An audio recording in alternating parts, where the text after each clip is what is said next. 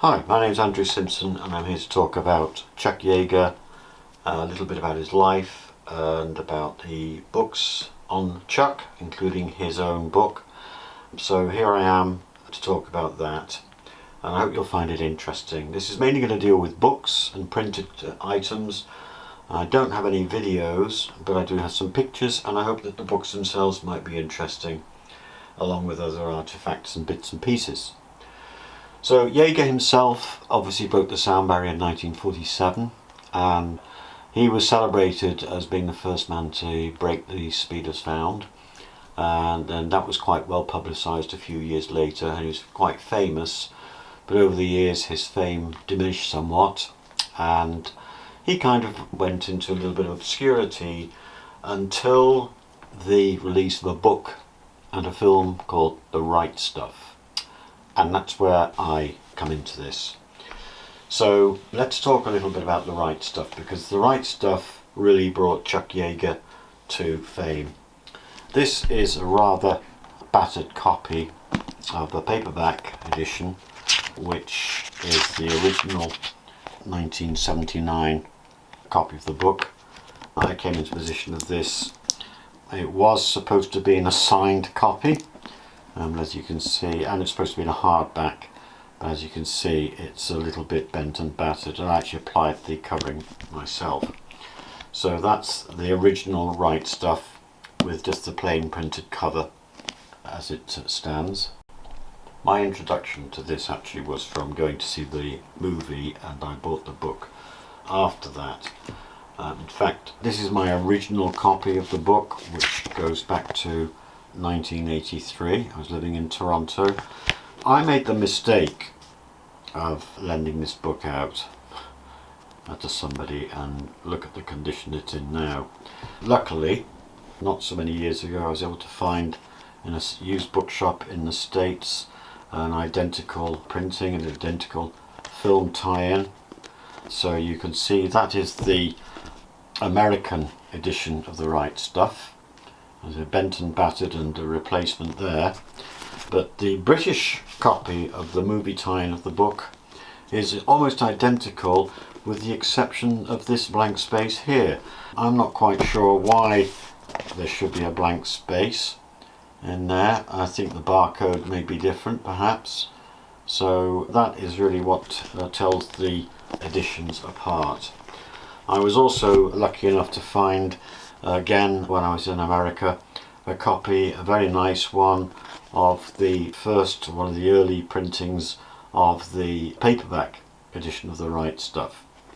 But The Right Stuff brought Chuck Yeager back into fame because Tom Wolfe, while he was researching the book, his book was originally supposed to be about the space race, and was originally going to deal with the Project Mercury all the way through to Apollo.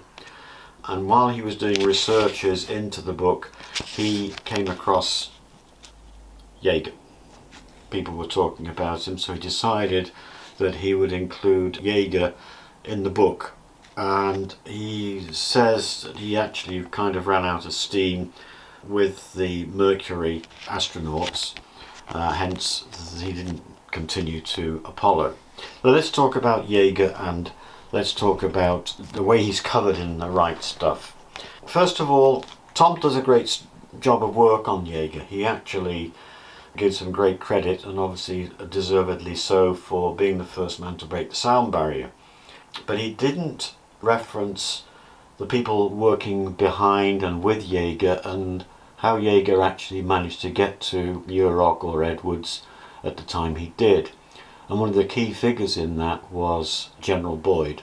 And for whatever reason, Tom Wolfe only knows, Boyd is not mentioned at all in the book, and kind of puts Yeager on his own personal pedestal.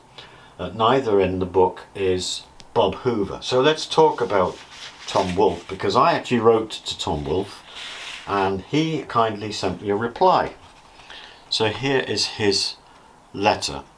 And basically he's saying the brass are right, we're overseers of the X1 project, and Bell, and he also mentions in his letter Major Boyd. So the brass at Wright Patterson were overseers of the X1 project, seldom on the scene, and anxious for the project to be successful. Major Boyd and his small crew had the place to themselves day to day. Then he goes on to answer some questions about the X15. I also asked him about the F104 and the fact that he couldn't even start an F104 without the crew to do that. In the film, that's not apparent. And he actually gave me General Yeager's address. So this was a wonderful letter. He also says, "I'm delighted that you enjoyed the right stuff." So what a wonderful letter to receive. This goes back to 1985 when I received that letter, so quite a few years ago, and as I say, sadly Tom Wolfe is no longer with us. The film version of The Right Stuff is superb. In fact, this was my introduction to The Right Stuff. This is a 2-disc DVD which has a lot of background to the making of the film. Now we have the 2 discs, and there's quite some good interviews on the 2nd disc with the film crew, the real men. There's an introduction by Tom Wolfe, so there's quite a lot of interesting scenes and information about the film. But the film, to me, has a couple of issues. First of all, it is supposed to be a factual piece of work. It is based on things that actually happened, and the problem I have is that while it is factual in many respects, the selection of Yeager leaves a lot to be desired. In fact, the portrayal of Yeager in the movie itself is somewhat strange.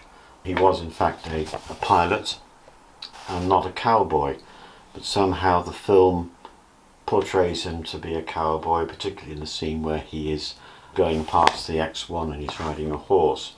But the part of the film that I really take issue with is where he is introduced on the camera, and he's actually in what is supposed to be Pancho's bar.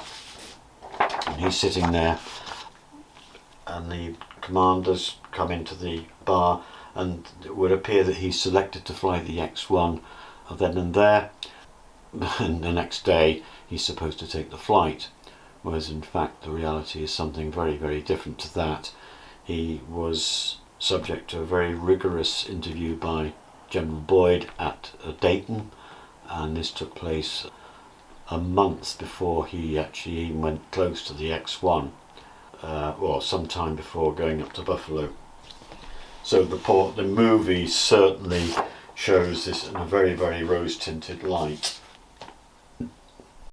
Something else I'd like to talk about with regard to Yeager, and to some extent The Right Stuff, is the relationship between Slick Goodlin and Chuck Yeager.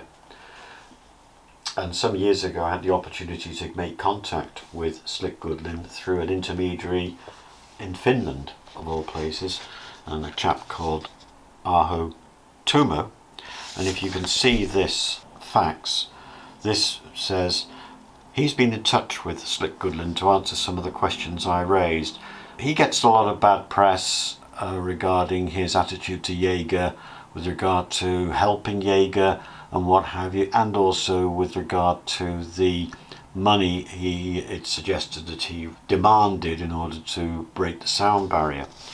So here is the response, and you can see there's my question, that Goodlin would not approach Mark 1 without a big bonus, but J. Miller's datagraph suggests that Bell were only contracted to take it to the edge of the transonic zone.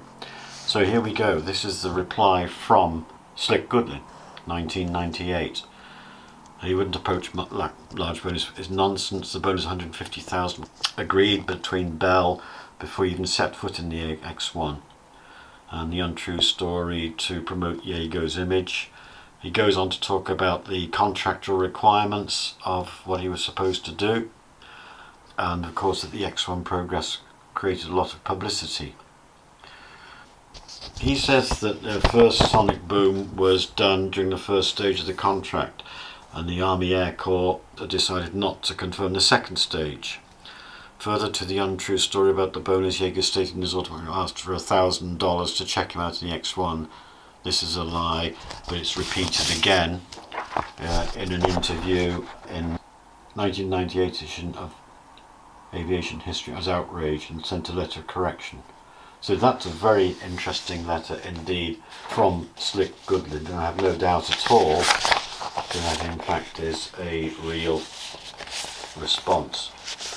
So there's some kind of interesting information there. Slick touches upon in his reply here that he created a sonic boom. This brings me on to another question about the actual breaking of the sound barrier, and I think that's something I will do in another video.